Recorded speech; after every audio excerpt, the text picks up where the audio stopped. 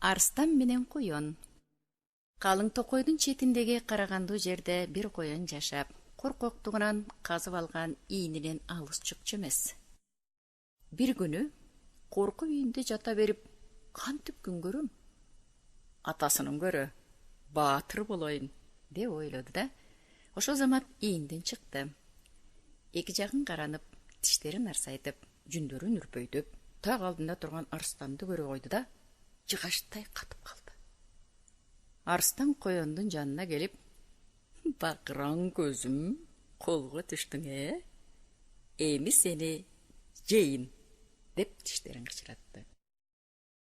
Коен эсин жыйып, кантип кутулуштун аргасын издеди. Акыры арстанга, жесең мейлиң, бирок айта турган сырым бар, деди. Анда тезирээк айт. Сен өтө күчтүүсүң, мунуңа толук ишенем. Бирок тетигинде, кудукта сенден да чоң арстан бар.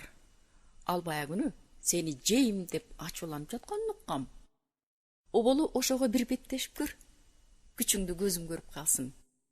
Анан мени анан жебейсиңби? Эч кайда качпайм, сырттаным.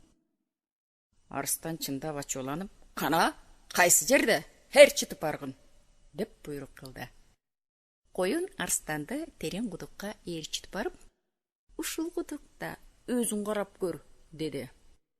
Арстан кудукту карап өзүнүн сөлөкөтүн көрдү да, мен ушундан кантип кем кылайын?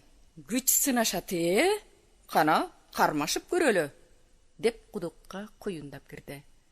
Сууга барып шалп эткенде гана өлөрүн билди. Ошентип коен амал менен арстанды өлтүрүп, анык макуу тура деп секирип жолго түштү.